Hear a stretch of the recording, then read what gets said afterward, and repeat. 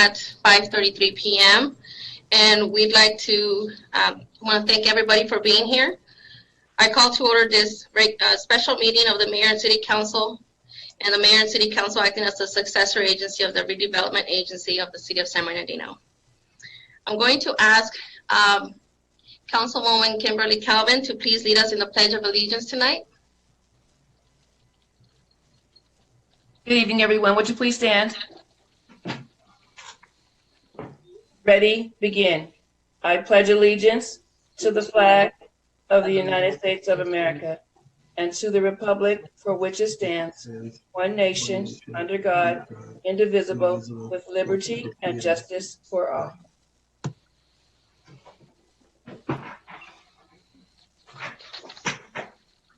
Thank you, Councilwoman Calvin.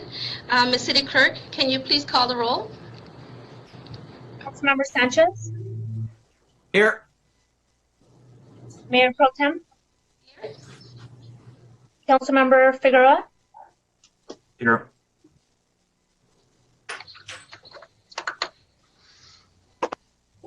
No one told me I was muted. Councilmember Shura. Here. Councilmember Reynoso. Here. Councilmember Calvin. Present. Councilmember Alexander. Here. Okay. And Mayor Valdivia is absent today. Thank you, Ms. City Clerk. Ms. City Clerk, do we have any public comments to present tonight? We do have one public comment. There was an issue with the phone server this afternoon. We did not know about it until about 3:50. And so that's been resolved, but we only received one public comment. I'll go ahead and play that right now. Thank you.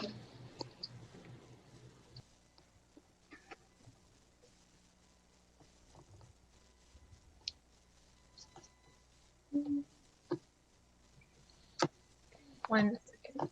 Okay.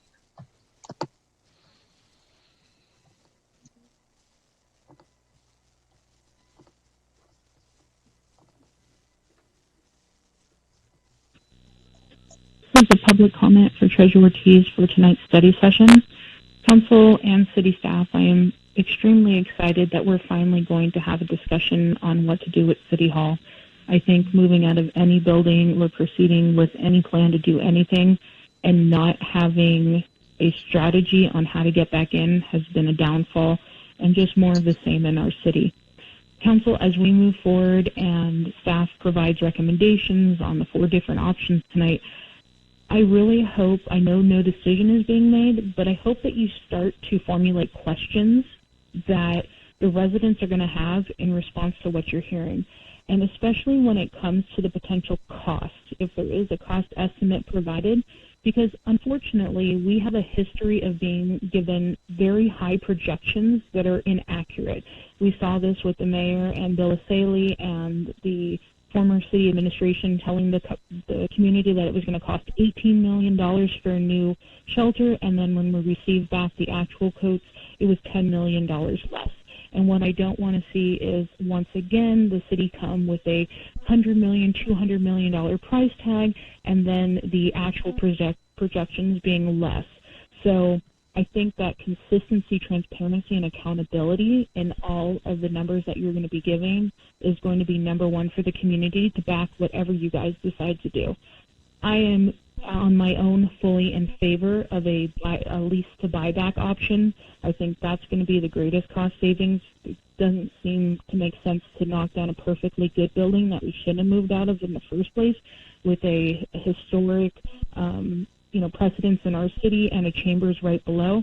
So that's just mine on my own personal one. But please, no quick decisions, open ears, come back with good questions, and as you all love the words, your fiduciary responsibility to the public and the city admin, it's your job as well to provide the council with the most accurate information that is in the best interest of the city as a whole. Thank you, and good night. That concludes public comment. Thank you, Ms. City Clerk. Now we're moving on to tonight's presentation regarding City Hall discussion. Mr. City Manager, would you like to lead this discussion? I would love to, yes. The way we're going to run this, Chris Jensen and I are going to kind of tag team off each other. We have a PowerPoint, which we will be presenting. The purpose, of course, tonight is really to discuss options and sort of tee up the topic. We'll be coming back at a future council meeting, regular council meeting, with an initiation document, a staff report that we will use the basis for starting the formal process.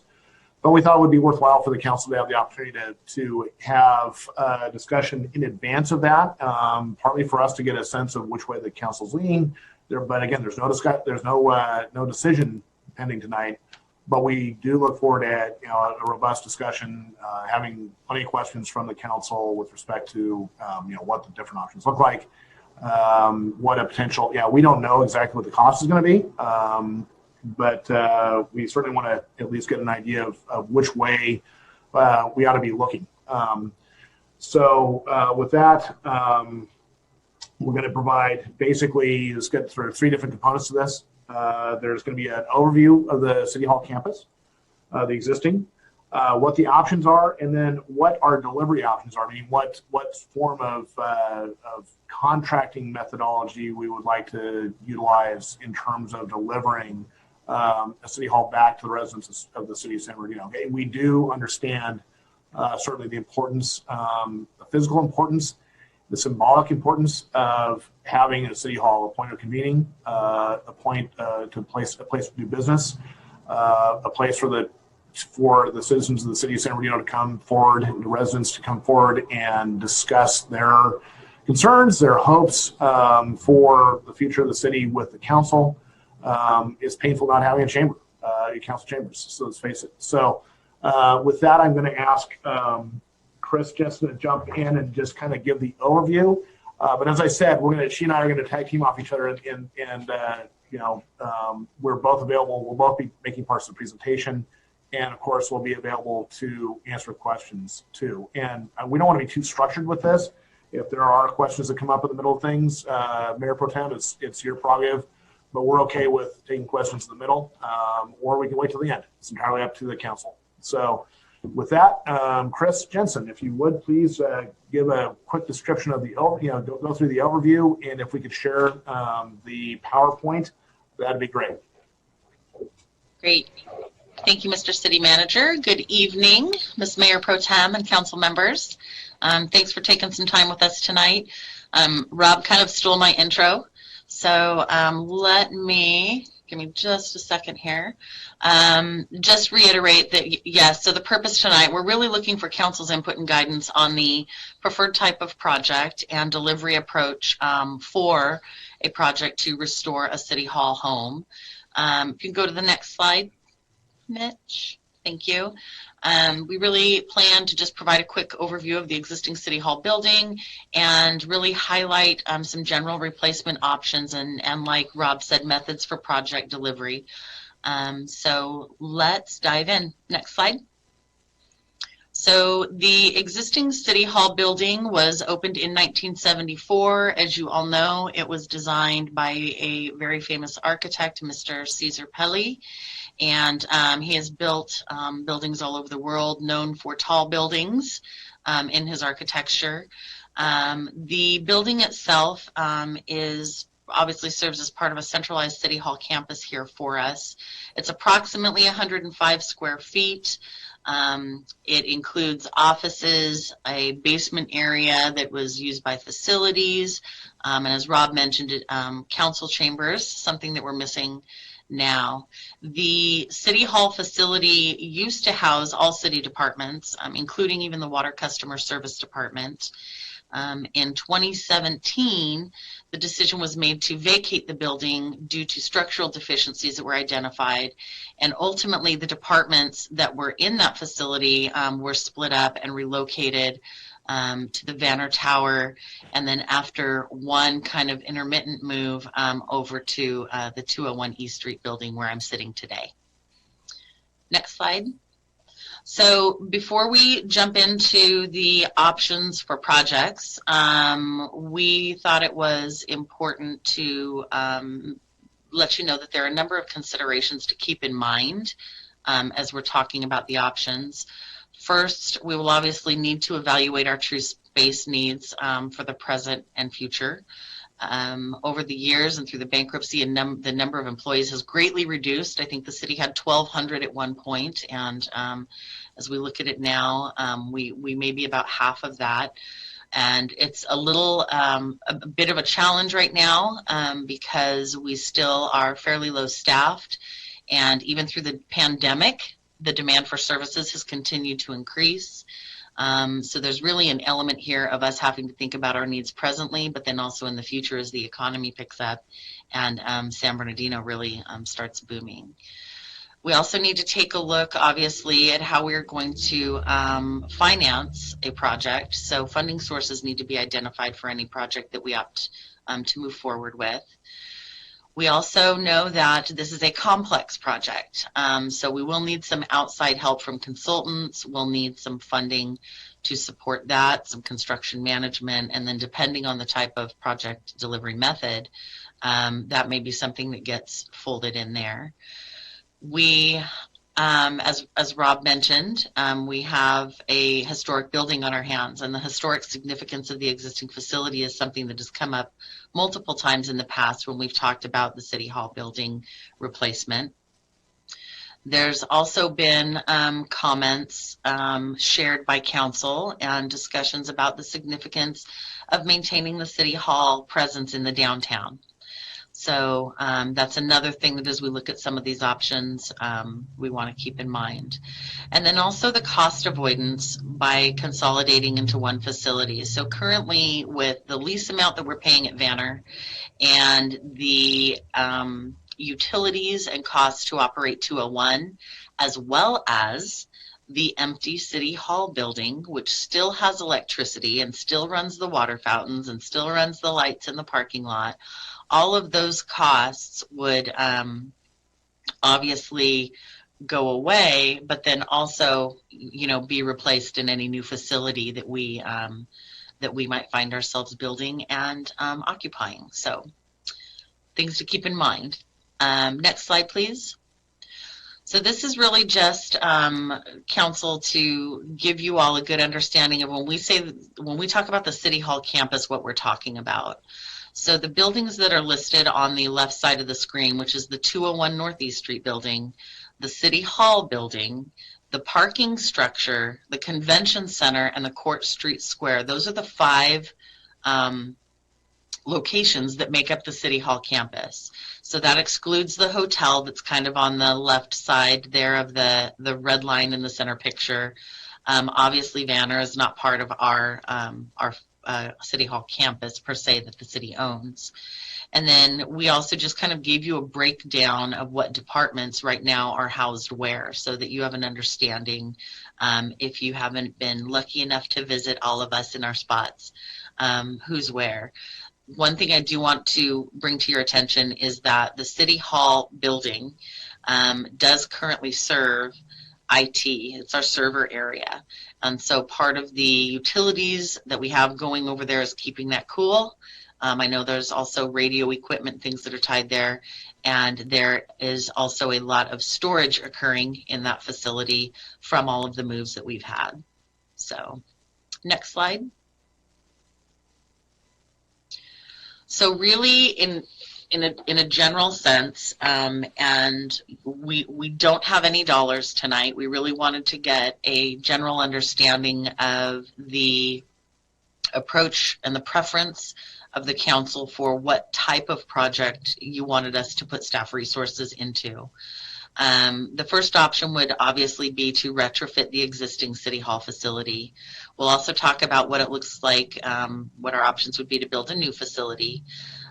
We could always purchase an existing facility and upgrade it to meet our needs. And then option 4, which in talking with the city manager kind of feels like not an option, is really remaining in the current facilities. And as you'll see, that doesn't come without a cost itself. So next slide. So option 1 is to retrofit the existing City Hall. The deficiencies that were identified at City Hall, I'm sure you've all talked about before. We've all heard about before. The biggest being the seismic issues.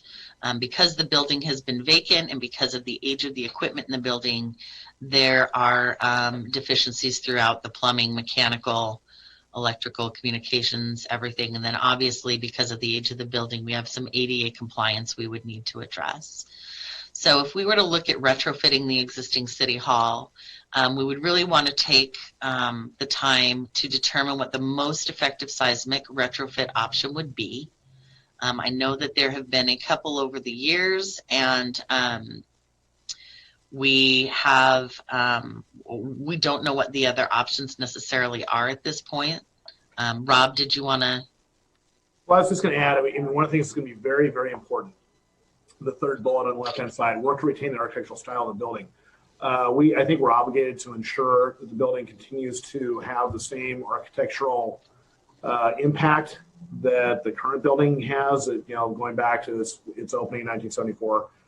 We need to recognize and honor that, really, no matter what. I think we're going to need to, figure out something to do with the building aside from tearing it down. You don't tear down a Cesar Pelli. It's like, burning up a Picasso. So it's going to be important that the building remain. The question will really ultimately, I think, boil down to, I think there's been some talk about, tearing down and replacing the city hall in the current location. I think we would have a really difficult time doing that in the first place. Certainly not something I would be comfortable with recommending. So we will be working to ensure that the architectural integrity of that building is retained, even if we do what I would kind of characterize as a back to the studs remodel of the interiors. The interior has been changed a great deal over time, and the primary architectural value of that building is really in the exterior, and the presence it has established in downtown. I mentioned several of you before, every time I look out my window, which looks out into the square in front of it, I see people taking pictures of that building. It's a much loved building. So that's one of the things that will influence sort of, this discussion, I think, ultimately. But it will be important, very important, to maintain the architectural integrity of that building. So, all right, thanks, Tris. Back to you. Sure. So, and then obviously if we were to retrofit this in place, it does keep the city hall presence in downtown. We can go to the next slide, Mitch, please. So building a new city hall, really two options. Rob just kind of touched on one. We can demolish in place and rebuild. Again, that would keep the city hall downtown presence. It would avoid the cost of purchasing property to find another place in the downtown district. It also would allow us to continue to utilize the existing parking structure. Even if we were in a situation where we decided to sell some of the city hall campus assets or something to kind of offset a demo and rebuild, if we rebuilt on the same site, we could potentially be in a spot, right, where we could lease back from the parking structure if we wanted to do that. So, and then alternatively would be to purchase another property and build. Again, we could use potentially the sale of existing properties to offset that, assuming that we didn't have a need for some of the other facilities in the City Hall campus. And again, it would ensure that we would have to ensure that we had adequate parking at a new location, because once you pack 300 to 400 employees into a building with public, you're going to definitely need to make sure that there's access for them. So you'll give me just 1 second. Okay, next slide, Mitch. So the third option is to purchase an existing facility. And I think that some of the challenge would be locating a facility with adequate space. There aren't a ton of buildings that have the square footage that we would potentially need. I know right now between the Vanner Tower and here at the 201 building, and keep in mind this isn't all a person in all of this space. There are some open spaces and some conference rooms, and but we're occupying, I think, close to 90,000 square feet now. So there's a lot of space that is unused in the 201 building in an area that was flooded many years ago. But there's also, again, a potential need for space for new staffing. Looking at purchasing an existing facility may drive us out of the downtown area because there's just limited supply here, particularly limited supply of buildings that probably would be able to take us out of the current situation we have with the seismic challenges, because so many of the buildings were built previously. Again, funding would be required for any purchase, and we would also likely have tenant improvements that would need to be done. And then the other thing that we would need to keep in mind is that as opposed to building or retrofitting a facility, purchasing a facility, we need to take a look at the age, because we may not be getting the years of use out of it as we would if we were to retrofit or build a new facility, which would potentially give us a minimum of 40 plus years. Well, I think we should add, Chris, too. Sorry to interrupt, but we should add, too, if we bought an existing building to serve as City Hall, we would need, most likely, we would need to add a council chambers. We'd have to have enough space either in the building or adjacent to the building to provide a council chambers to. So that is an added expense that would be related to purchasing and relocating to an existing building someplace else, preferably in downtown, but not automatically in downtown. So another factor that would drive cost, and it's a consideration that would have to be taken into account. So. Thank you. Next slide, please.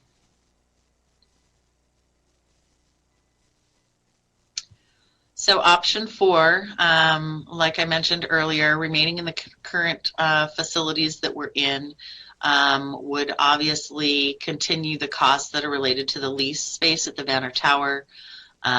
We would have to fund additional tenant improvements at 201 East Street to support any staff expansion. The subject Rob keeps bringing up there, we have no dedicated council chambers. We would have to continue to use an alternate facility. The public services that we provide would remain disconnected, and we have a lot of people who are trying to kind of still figure their way out between, across the parking lot, back and forth between the services they need at Vanner and then coming here, and then even here at 201 with the separate entrance for our city clerk and our Parks and Recs department. We're often redirecting our citizens and our residents to a different door to find what they need. So, and then there are higher costs related to maintaining an older facility. There's replacements that need to be done here at 201 in order to keep us kind of up to date and in a comfortable position in terms of mechanical and electrical. And then again, with the building not really designed for what we are doing in it, we are trying to make the changes that we need to make so that we are providing a comfortable space for the public that we serve, as well as the staff who spends the bulk of their awake hours here. So next slide. So moving on quickly to project delivery options, and I truly am just going to give you a high-level overview. So I know that these terms, different terms are used often. I just want to make sure everybody kind of understands what they represent. So if you go to the first option, Mitch. So design, bid, build, or DBB, is the traditional method for delivering construction projects. This is the method that's used by the city in implementing our CIP projects. It's a linear process, and it consists of completing 100% of the design of a project, then using that design and in plans and specifications to conduct a separate bid process for construction of the project. Once that bid process is done, an award of bid then leads to the actual build of the project. These are the types of items, council, that we're bringing before you continually, right, for the park improvements and our street improvements and whatnot. The design bid build process requires that multiple requests for proposals be administered. First, we have to seek out somebody to do the design. Then once the design complete, we do a whole nother process for the construction bid. In design bid build, the city does control the full project process from beginning to end. The method itself tends to be a little bit longer process than others, and there is more effort involved in securing and coordinating the contract services once you have them. So we really have to have staff who are available to make sure that the communication's happening when there's changes going on, and for construction and inspection and all of those pieces. So the design bid build also requires that the construction portion of the project be awarded to the lowest responsive and responsible bidder. These are the projects that fall into a public project definition per the public contracting code. So next slide. So the second is a design build, and as it says in its name, we kind of lose that bid process in between the design happening. It combines the project design and construction under one entity, eliminating the separate bid process from being conducted by the public entity or the city for construction. The project delivery does streamline communication between the design and construction contractors, and it allows projects to begin with less than 100% design plans. So there is some flexibility that kind of allows for change as the project moves along. So with fewer steps in the process, in a design build delivery option, the timeline for the project delivery is definitely can be shortened as compared to that traditional design bid build. And then kind of one of the other caveats of a design build contract is that it may be awarded based on qualifications, because you are hiring a single entity, right, to perform the design and construction. So those contracts can be awarded based on qualifications, as opposed to the low bid requirement that comes out of the design bid build option that has the separate construction component. So next slide, Mitch. So public-private partnerships, which has been brought up multiple times, right? It's definitely something that we know that the council has expressed interest in.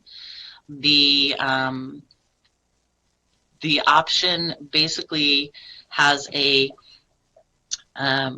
scenario where the city or a public entity would secure a contract with a private partner who would then potentially plan, finance, design, and build the project.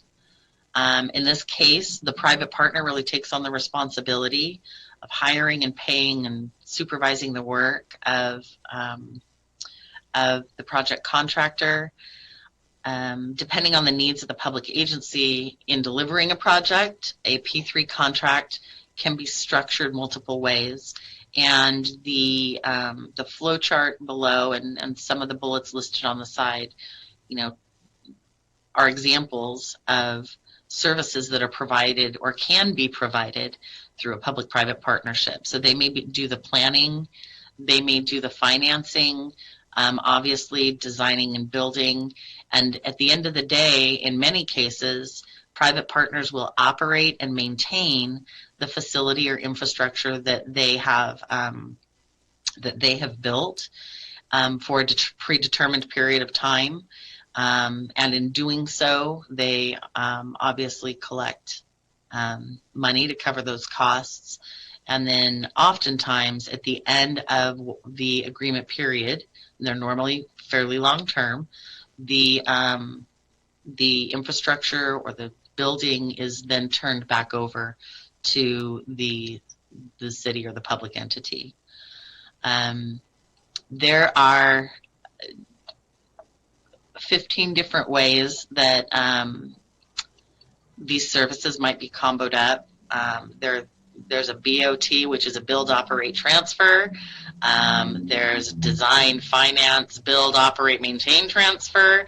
It's kind of a bit of a Scrabble game trying to knit these different services together. And it really comes down to the complexity of the project, the needs of the city or the entity entering, and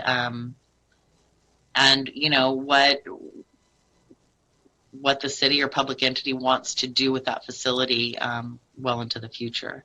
So Let me just jump in here for a second, Chris. One of the things that's going to be important to recognize is no matter which delivery method is chosen, we don't have the capacity in-house to do the construction management, project management work. So we would be hiring an outside firm to represent the city directly.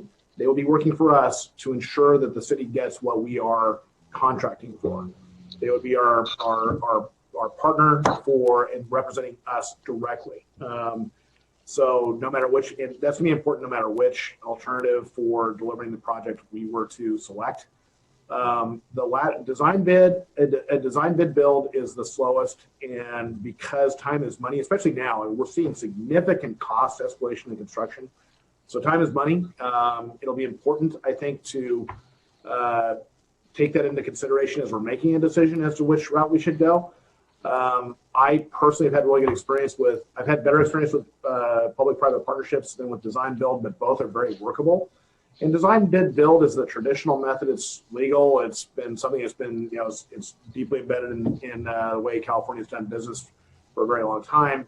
But it is a little bit, it's kind of old school, and it is not as flexible in some respects as picking one of the other two alternatives would be.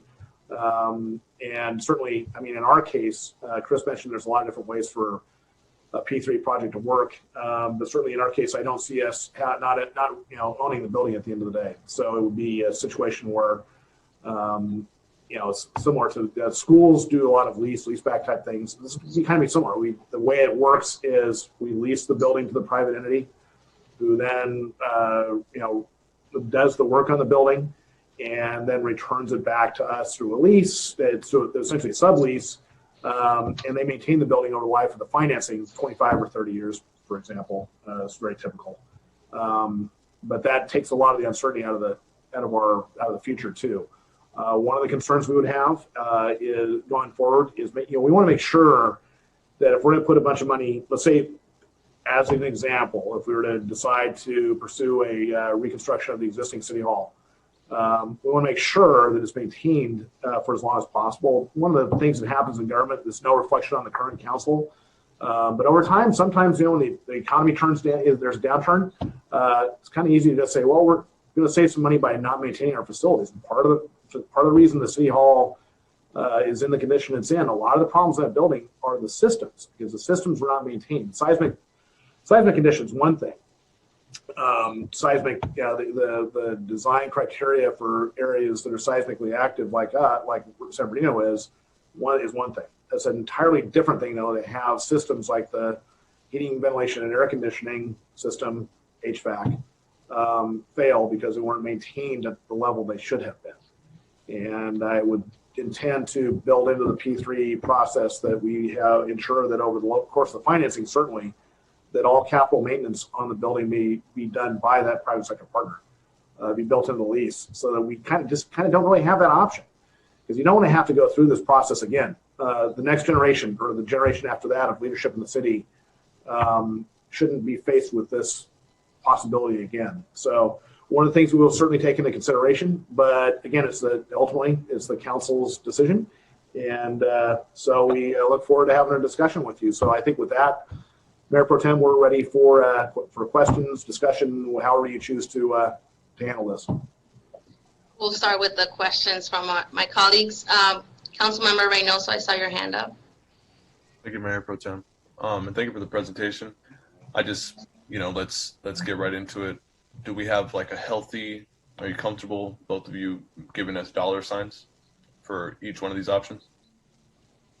I think it's a little premature. That's one of the things that we're going to come back with, assuming that's the direction we get, is a council action directing us. What we need to do is get some professional help in here to help us with devising it. We have some really general numbers, but I think when the problem with giving a number out is people latch onto it, and that suddenly becomes the number. So I don't think I don't think I'm comfortable. I don't think Chris is comfortable either with giving an actual number at this point. But we want to go out and get that, certainly. One last question, I'm sorry. Would option 3 be applicable to retrofitting the current city hall? Yes. Okay. Definitely. That's all. Thank you.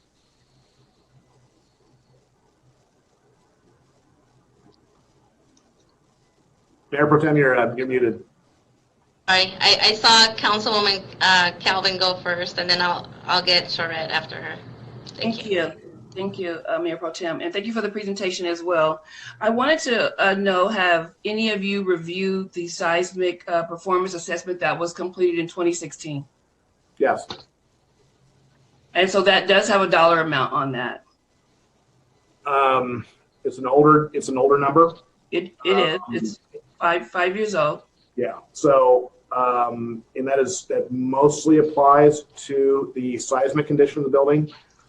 We need to take a comprehensive look, and candidly, I'm not sure how much confidence I have in that. So, but why not? There's a variety of reasons, but it needs to be revisited. It needs to be confirmed and revisited. Okay, so but the dollar amount at that time was $14 million, and it's not just seismic. It is also dealing with a lot of the other the joints, is dealing with a lot of the power, is dealing with plumbing, is dealing with a lot of things here. It's a very, very thorough report, and I think that the council members should be allowed to see this report as well, so that everyone has a base, so that we can know that when you all come back with something, that we have a little bit of something to bounce off of and to evaluate from as well. I think it's very, very thorough. I'm not in construction, nor am I a developer, but I would like to at least have this document presented. I found it online, but it should be shared with the council and the community so that we can at least see if it is substantially higher than what this was in 2016, we would all understand why. Certainly, and I think the fact that it exists is helpful. It would certainly serve as a basis for asking for an updated or revised or new report. It addresses the general elements, but there are certain things that are included, certain things that I think are not properly estimated, and really to make the building really usable for city purposes going forward, it needs to be brought into the 21st century. And I think that's one of the things that needs to really be factored in. But I completely agree. We will supply, matter of fact, we'll come back. We'll make sure that there are a couple of different assessments. We'll make sure that you get both. So okay. But you can send this one out to council right now, though, correct? Sure, yeah. Thank you very much. And so I also have one other point to make then. Since this was, the assessment was done in February 2016, in the conversation that you and I have had with our elected officials in Sacramento, and they stressed that they have been asking for this type of number in order to assist us. And so we still haven't given a number. So I think that needs to also make sure that we are giving them a number so that we won't be, all of the burden isn't upon the city. We need to reach out, and this makes it more feasible and doable for the city of San Bernardino to move back into our city hall. Agreed. And we have submitted a request for $5 million, which is essentially to do all of the back. One of the things that needs to happen, part of the reason that I'm not as confident in that number as we might otherwise be, is there was no destructive testing done within the building. We need to find out all the different problems of the building, and destructive testing means tearing out walls and doing other things to see what is actually happening inside the building. That has not been done. And so that's one of the things we asked Sacramento to help fund, is to provide us with the money to do the destructive testing and design analysis that would give us a much better handle on what it's actually going to cost in the event that the city elects to reopen the existing city hall. And since we don't have since we will have to get some assistance in performing all of these tests, are you comfortable then with asking our elected officials for having our state engineers to come out and assist as well? Certainly, if they're willing and available to do that, certainly. I think we probably just need to make the request. Okay. Thanks. Excellent. Councilmember Charette? Yeah, thank you. I'm I'm surprised. I would have sworn that report that we had, I remember sitting in the presentation over in the 201 building when we were still meeting over there. I'm shocked that 5 years have gone by. And the $14 million, that's not what rings true in my memory, but then my memory is not all that great these days sometimes. But I find it, I'm really concerned that we didn't have that presented along with this right now. We had, what I recall was a presentation by our then Public Works Director. And as much as I hate to admit this, my memory, her name escapes me at the moment. But they did a very thorough presentation to the council. I'm shocked it was 2016. I thought it was more recent than that, but I'll accept 2016. Time flies when you're having fun. But it was presented for the 201 building and the City Hall. And we had an assessment done and it came back as green, yellow, or red. Fred, that was 2 years ago, actually. Okay. I remember I was just recently elected when that was presented to us. Okay, so my memory maybe isn't as bad as I think it is. Thank you. And I think that report is not online, so It was done, I thought more recently than 2016, and we had quite a thorough presentation, and it was determined that the building was both the 201 and the City Hall was red, meaning it's really not. I mean, it can be retrofitted. It can be retrofitted, but it's very, very costly. I get all the significance of Pellini or Peli and all of that, and I'm all for trying to get us consolidated. But in our presentation tonight, are we talking about the 201 building at all? Because are we going to, if we were to do this thing, would we consolidate everything, and then do we need the 201 anymore? Maybe you don't have an answer for that tonight, but I'm concerned that we don't have. First of all, I was very concerned when I looked at this that there was no numbers attached to it. I get the fact that you throw a number out and everyone jumps on it, that becomes the number, and it's been all over the map since I've been around, and we've been talking about it. So those are just some comments that I have. Is the parking structure seismically sound? I think we went through and did quite a bit of retrofit there, so I'm assuming that it's still good.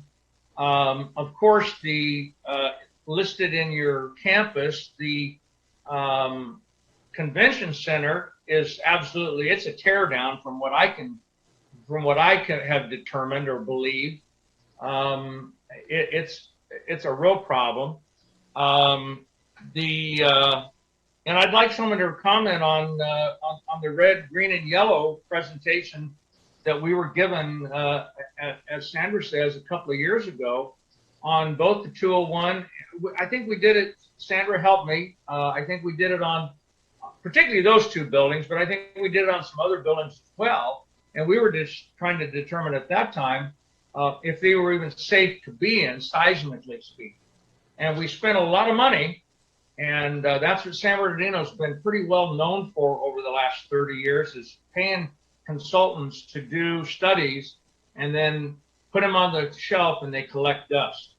And so I have some concerns tonight about how this is going, what we're trying to give you. I can read clearly next steps and request for the mayor and council to review and discuss the options presented. Well, one option was presented, but highly not recommended. I really don't want staff bringing me recommendations that can't be recommended. And I think that was option tearing it down. And I can get that. So I'm concerned without, I'm not disparaging the staff and what they've done with this presentation, but I think this is very limited in terms of how we can give you any direction particularly. My direction is to go out and find us the best option. Let's go back and look at that 2000 and what it would have been 18, 19. I think it may have been done in 18. That's the first time I had seen it. Like I say, I remember council was actually meeting in the 201 building for council chambers, and that's where the presentation was made. And that's been the last 2 or 3 years. So I think, again, with all due respect to the staff and what they've done here today, that's great. But I think we're missing a lot of information in order to give you much significant or effective direction. Also, I made some notes that my limited experience in dealing with some agencies that have had design build has, from my perspective and what I understand of it, is absolutely the way to go. It's faster. It's usually cheaper. There may be some caveats that I'm not aware of about maybe giving up some control or what have you, but design build is absolutely the best. And there's just really a lot of options here to go to. And I don't feel comfortable really giving much direction right now on anything other than a real blanket statement. Go out and find us the best option. Bring us back the best option. And if we have to invest in that, so be it. But we've invested so much, so many times to just get the same information or different information. I think since we've been talking about City Hall, since we moved out of it, we've been anywhere from $60 million to $30 million to it's a tear down to it. If it falls down, it'll pancake, and oh no, it won't. Oh yes, it can be fixed. Oh no, it can't be fixed. We've been all over the map on this thing, and my preference would be to have a downtown campus and a city hall, a place where everyone's consolidated. And again, I'll finish this and just let one of you answer, because a lot of what I've said maybe is rhetorical and doesn't really warrant an answer, but I want to know two things. One is the parking structure sound seismically? And two is, if we were to build, to retrofit City Hall, do we still need the 201 building? And can that be sold, or is that a tear down, or what? It was deemed red back when we had that presentation. Both those major buildings were deemed red, and I don't remember the definition of red, but it wasn't good. It was like, tear it down. It's not safe, and you're going to spend more retrofitting it than you would tearing it down and rebuilding it. So those are my comments, and if you heard a question in there and want to respond to it, please do. Okay. Well, Councilwoman Calvin has her hand up. So will we be able, in all fairness and transparency, will we be able to see both of those reports then? Because if in 2018 it said that it was in red, I'm not sure. This report doesn't read. Matter of fact, they're giving us a very robust plan to retrofit it in 2016 at $14 million. So I would definitely want to see the 2018 report as well, to be able to say what changed, or was there a dollar amount put on that before we're able even to decide whether or not it truly is in the red. It appears to me that sometimes I agree with Councilman Charette that if the plan for retrofitting or moving in or out of City Hall permanently has been all over the board, that could also be due to who was giving us the information and who was giving us the report. So basically at this particular time, we're going to need to have new reports.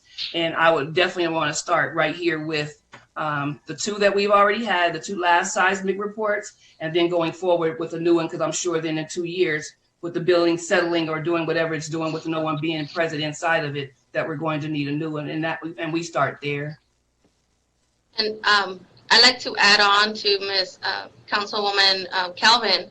Mr. City Manager, how soon can we reach out to our state engineers and find out when they can do a report on City Hall and maybe even the parking structure? Well, we can reach out to them right away. The issue will be how quickly they can respond. So, but we'll reach out to them right away. That part is not difficult, and certainly and in terms of any reports we have, we can share those as well. That'll happen quickly. Yeah, I agree with my colleagues as far as no dollar amounts being provided, and if we could get the state engineers to take a look at the condition of City Hall and our parking structure, I think that would be a great starting point. So that way we have an idea of how much it would cost. The questions that I had were the current cost associated with 201, the maintenance of 201. The City Hall utilities that we're spending a month. I know veneer is about $500,000, I want to say, a year, and the utilities. If we can have those costs that we're currently incurring. The other one, you had on page 12, deficiencies identified at City Hall, and that included the structural. I think all of that will be addressed with the state engineer report, but I could be wrong. Well, principally, I think that the state would be looking at the seismic condition to the extent, assuming we can get them to respond to that request. Primarily, I think they're going to be concerned with seismic issues. The balance of the issues are going to be our responsibility. And they may even tell us, look, go and get we'll review what your private sector consultant, provides to us. My guess is that's what they would actually say. They don't generally do the assessment themselves, but they would review it for us. To provide their technical expertise. So can we answer a couple just quickly, because there have been a lot of questions on that. Sorry. Take a shot at a couple of them. I think in terms of let's hypothetically, not making a decision here, but if we were to suggest ultimately that we go back into the existing City Hall, at the end of the day, I suspect that 201 would then be surplus to our needs. Okay, and we can assess when we will, as we're doing seismic assessment, we will take a look at the parking structure at the same time to make sure. I think there has been some work done on the parking structure, which makes it viable. It has. To confirm it, I think there's a couple other issues like ADA and some other things, but we would have to confirm. But in terms of seismically, I believe it is okay.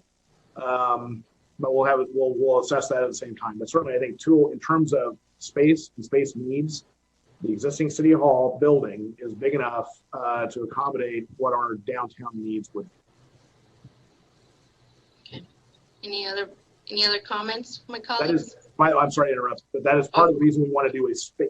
Early on, Chris mentioned that we wanted to do a space needs assessment, which means that we would evaluate what our space requirements are for City Hall operations, taking into account the fact that we're going to be establishing higher levels of service, bringing back higher levels of service, which typically means we'll have a little bit more staff too. So all of that would be taken into account as part of the space needs assessment.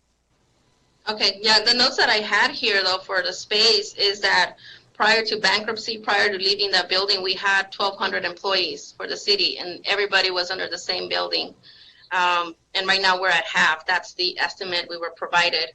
I think that's a great starting point. And, we have to look at how much staff we have and how much square footage we had at the old City Hall. Well, keeping in mind, though, a lot of those employees are police department, and they have been long relocated to different buildings. So really, the load for the downtown building is going to be, well, I don't want to say exactly. We need to do space needs assessment. If we're going to do this, what we're recommending is a data-driven analysis to Councilwoman Calvin's point. We need to have information available to us to make a data-driven decision.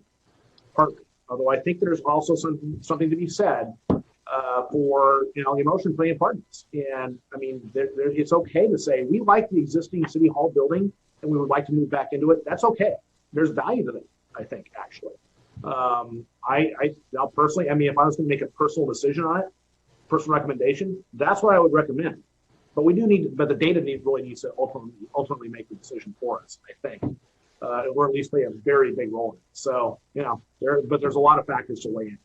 But what we're hoping to get to as a result of this is permission to pursue that analysis. As I said, and one of the things I'm trying to be very careful about, to be clear here, is not picking on past staff performance.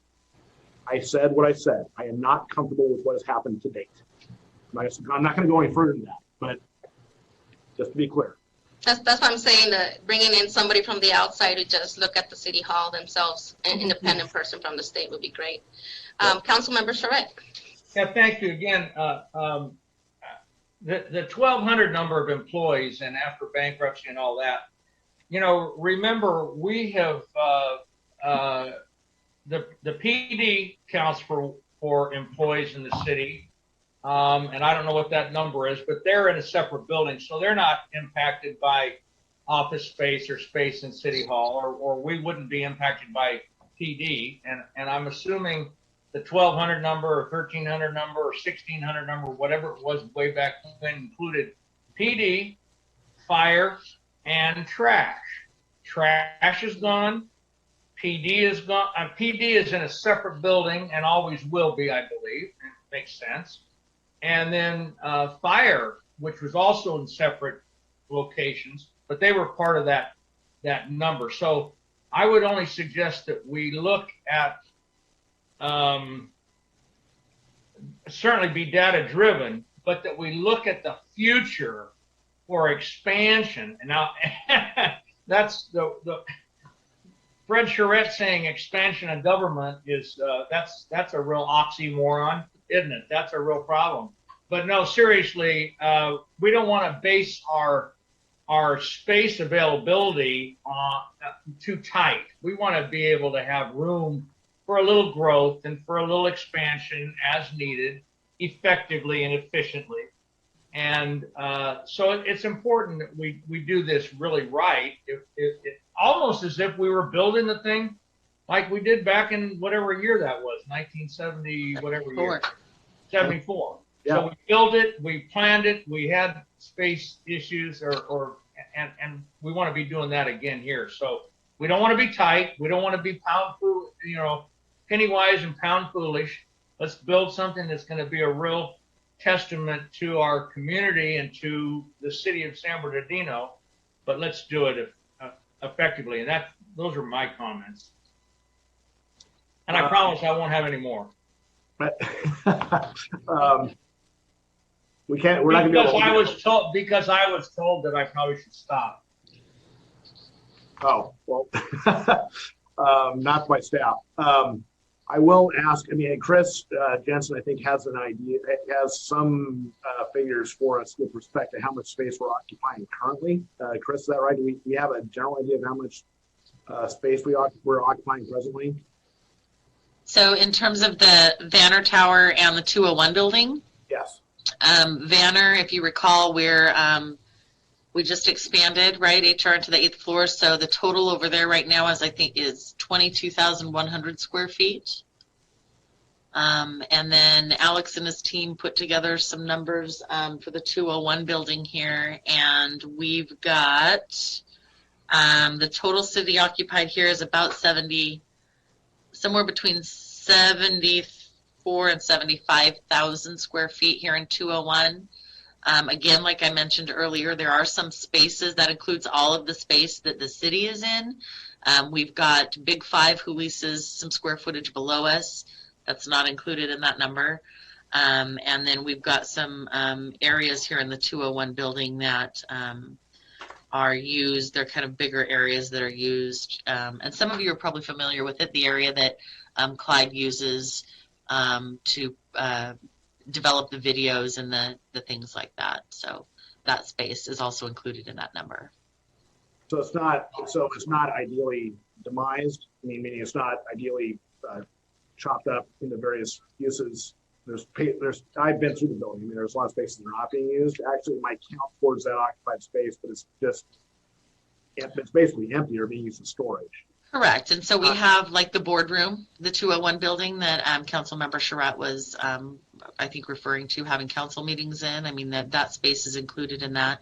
So not all 74,000, if you will, is, you know, every 10 feet a staff member. So. I too that some of the staff there with the Parks Department who's going to be relocating to 9th Street. Right. Part of the remodeling of the Encounter. gymnasium, the former Boys and Girls Club, which Councilwoman Calvin, at some point, we're going to need to pick a name for that facility before we reopen it. So I just wanted to add that in this report, it says that City Hall was or is 115,000 square feet.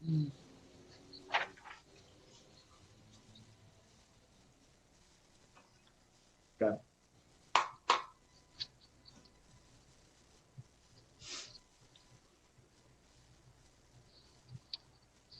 And right now, based on the numbers we were provided, it sounds like we are utilizing less than 100,000 square feet. 96,100.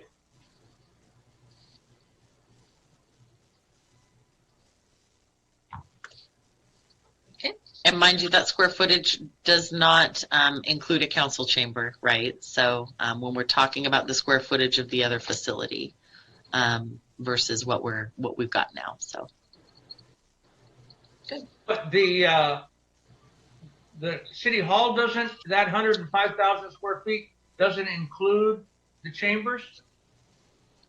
No, the numbers, Councilmember Charette, that I just provided the estimated numbers for the 201 building and Vanner together doesn't represent a council chamber square footage. Okay, thank you. So. But the 115,000 does include the council chambers, right? Yes. Okay. Okay, anybody else have any more questions, suggestions? I think right now then, City Manager, it seems like we do need another report that has a little bit more of numbers for us before we can direct staff with what options to pick. And the recommendation, it seems like, is to have the state engineers come in and give us a report on City Hall. That seems to be, I mean, if anybody else has something different to add, that would probably be a starting point. We will reach out to them and see what they're able to do for us. As I said, I think there's a good chance they'll just say that they will validate whatever kind of report we get from a private sector, but which is fine. And we'll take it from there. We'll bring it back, and we do, I think, have. It's going to be really hard to get hard numbers on what it will cost to do the renovation work, I think, in the absence of actually contracting with somebody, but we'll bring that back to you. We do have some older estimates, as I said, not confident in those numbers, but we'll bring them back in. We do have a pretty good handle on what construction costs are for new buildings, publicly constructed using prevailing wage requirements or anything else. There are some very recent examples of what it's costing now. Generally speaking, between $750 a square foot and $1,000 a square foot. So, again, throwing numbers out there, hopefully don't latch onto those too much, but the numbers are going up consistently and rapidly in the current construction market. So we'll bring that back, those estimates back as well. But really, one of the things I would like to get us to the point of being able to do is do the space assessment. The space needs assessment is critical. No matter what we end up deciding to do, we need to have that number come back to us. So what we will bring back is a request for the ability to consult with a designer to get a space program together. Because no matter what, we've got to know how much space we need to house current and foreseeable future staff. Do you need a motion on that, Mr. City Manager? We didn't really agendize this for any sort of a motion, but I think we can do it under my authority.